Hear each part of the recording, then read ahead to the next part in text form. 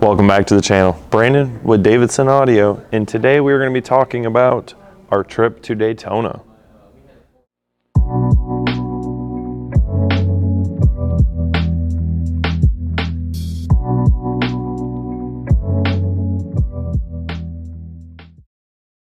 All right, no trip is even started without actually getting on the bikes and starting the trip. So let's roll some footage of us making our journey down to Daytona International Motor Speedway for Daytona Bike Week.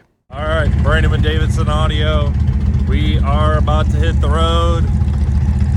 Bill's being a little girl, he's trying to hide. So we got Bill's Challenger, we have my Challenger, and we have Josh on his. So we are heading down to Daytona and look forward to seeing y'all down there.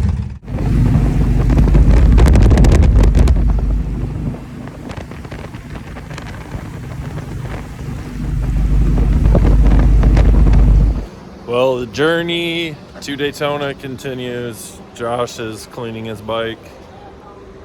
Got the Forever Rad light here, killing it during the daytime. The two white Challengers, and then you got Josh's beautiful black Challenger over here. So, continuing our way down to Daytona. See y'all there.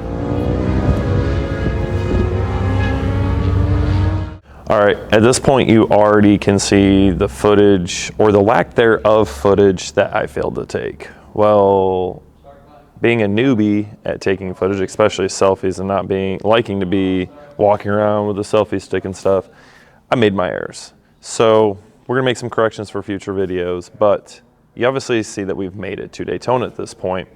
And now it's time for me to explain why we came down to Daytona. Not just because it's bike week, and not just because we do motorcycle audio, but because we went down there because Davidson Audio ended up sponsoring Mad Monkey Motorsports, or M3's King of the Baggers bike. So as you can see here, I'm standing with Max Flinders, the racer for Mad Monkey for the King of the Baggers. So we were able to sponsor the motorcycle and put our sticker on the bike there, which is super cool. It's going to be on there all season long, which is it's a big honor for me. And going down there, being able to meet the crew and not only the person racing was super awesome. The entire crew down there that works on this bike to make it happen, from Mad Monkey Motorsports, Hooney's Tune, Sawicki Exhaust, Revolution Performance that does the big bore kits for the Indians, and pretty much all other bikes. We're all there working on the bike. Super cool crew, extremely knowledgeable, not only on the Indians, but motorcycles, period. Super nice to meet them, and I can't forget to touch base on Max Flinders himself. Super down-to-earth guy, sat there, talked with us for a little bit, told us a little bit about himself and about his experience with the Indian Challenger so far. We found out that actually this race was the first time he ever got to spend racing the Indian Challenger, so it was pretty impressive that throughout the course of the events, you know, he ran top 10 in all the qualifyings and the final race, which is super impressive for somebody that literally sat on the bike and ran it first for this event. So I'm super curious to see how well he does. I think he's going to get used to this bike, and he's going to make some real good strides forward on that. And he's also dual hatting during the series with racing for Yamaha as well. So it's going to be cool to see him racing both bikes. So I know in Atlanta he'll be racing both. So it was just really cool getting to meet him and the entire crew down there. I also can't forget to touch base on all the other racers and teams that we got to meet. Right next to them was the Indian Factory team, so we got to meet Tyler O'Hare, Jeremy McWilliams. Super nice guys. They were obviously super busy because they also dual hat. In the King of the Baggers events, they both race FTRs and Challengers, so they're constantly back forth jumping between the bikes. And then from there, we went down and we saw Lloyd and Tim Sutherland. You know, Lloyd's Garage, and Tim Sutherland owns a few of the dealerships that they work together on. So we got to meet their racers. Josh Bear and Hawk Mazada. Sorry, I have some of these names I have to look over, because there's a good amount of people that actually race for Indian or independently owned race on the Indian platforms. And then down, we didn't really get to sit and talk with Rolling Sands because they had a whole bunch of stuff going on with their racer, Bobby Fong. So all these crews were super busy, running back and forth, working on the bikes, fine-tuning everything. As you already know, Indians are starting to come up in this series. They're very small compared to the rest of the guys. They have a lot more to come up and improve, because I mean, I also feel like the Indians are kind of limited on what they are able to do right now, because obviously the Challenger platform is extremely new. The FTR has been out a little bit longer, but there are some restrictions on both bikes. But it was super cool getting to meet these racers, and a lot of them dual hat. They're either, you know, riding a Challenger and FTR, because of the Super Hooligan series is the FTR. They also have one where the Chief can run in it. Runs in the same race, but it's two separate series, like Lloyd's Garage and Tim Sutherland do. It was just super cool to get to meet all these people. So what we're going to do now is watch the footage from the Super Hooligan series, where Tyler O'Hare pulled through and won that with a finish with Jeremy McWilliams right behind him. So it's really cool seeing a podium finish for that. So let's go and roll that footage.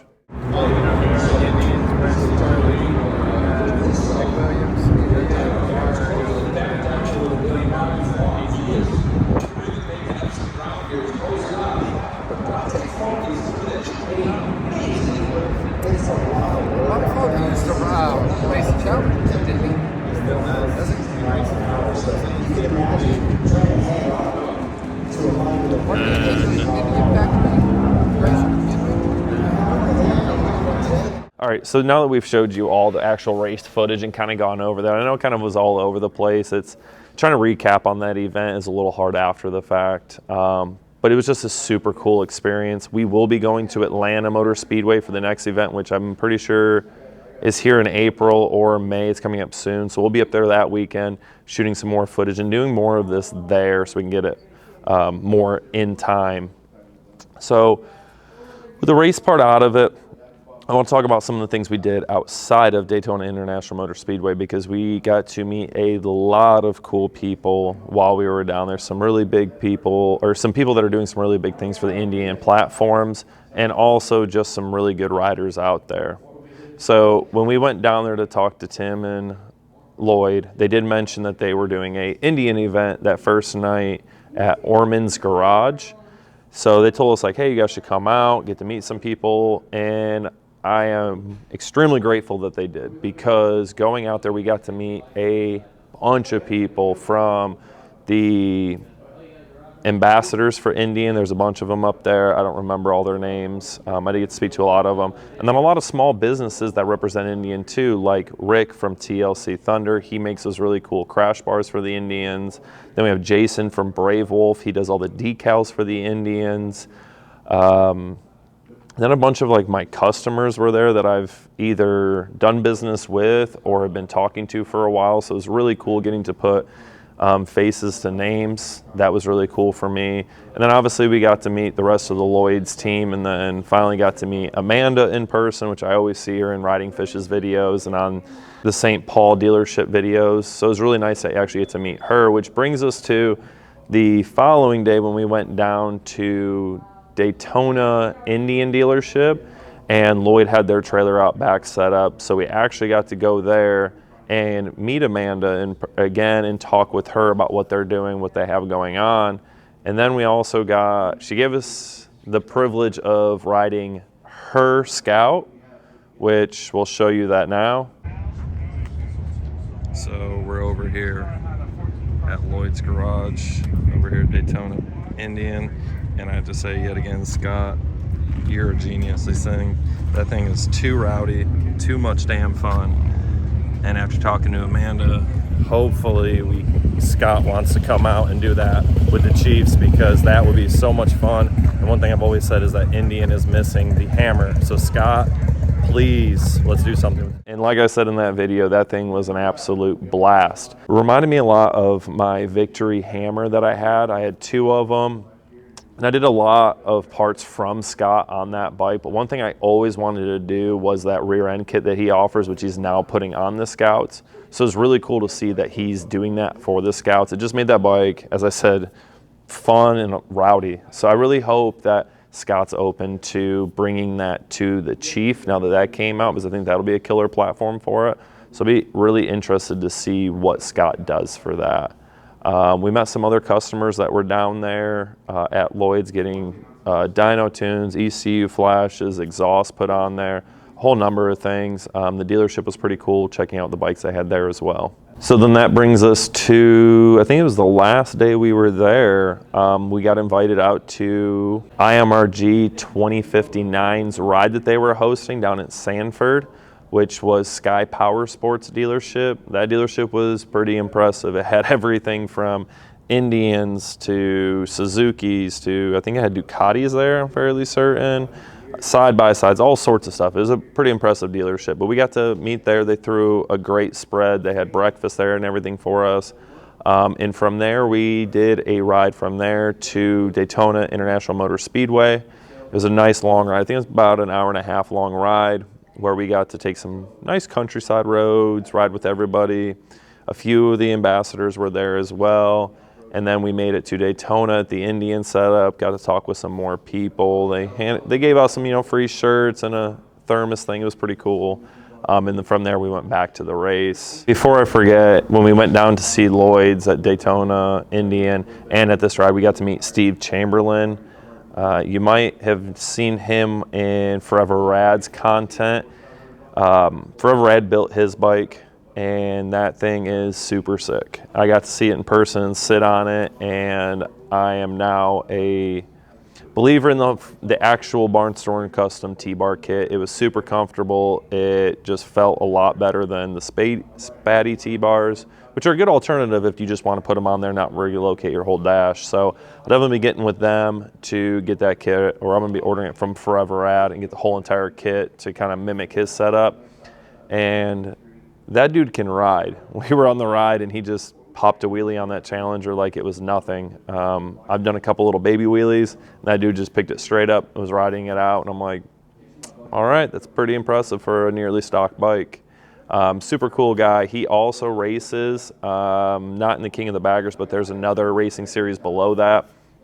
He runs his Harley in that. So it's really cool talking with him, getting a different race perspective, and just kind of just chat with him. He's got a lot of knowledge, super cool guy, down to earth as well.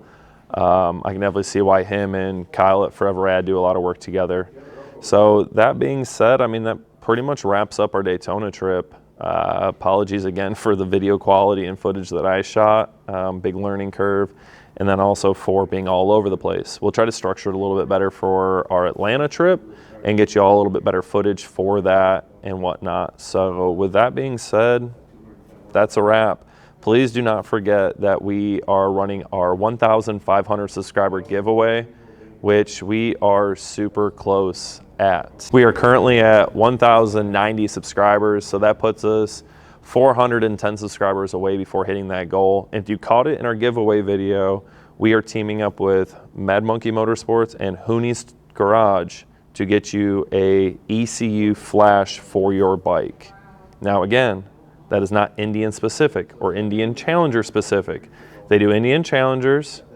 They may or may not, I cannot confirm yet if they do Indian Chieftains. They do Harleys, they do the Panameras, they do a whole line of bikes. So again, if you win that giveaway, contact us. We'll reach out to Hooney's and see what they can offer for your bike. So again, thank you all for the support. I can't wait to hit 1,500 subscribers to give something away to you all again. And again, if you have any suggestions for the videos, what you like, you don't like, or improvements, please let us know. And also don't forget to subscribe, like, share the channel. Also hit that little bell so you're notified for our future videos. That being said, I'm Brandon with Davidson Audio, and I've got to go back to work.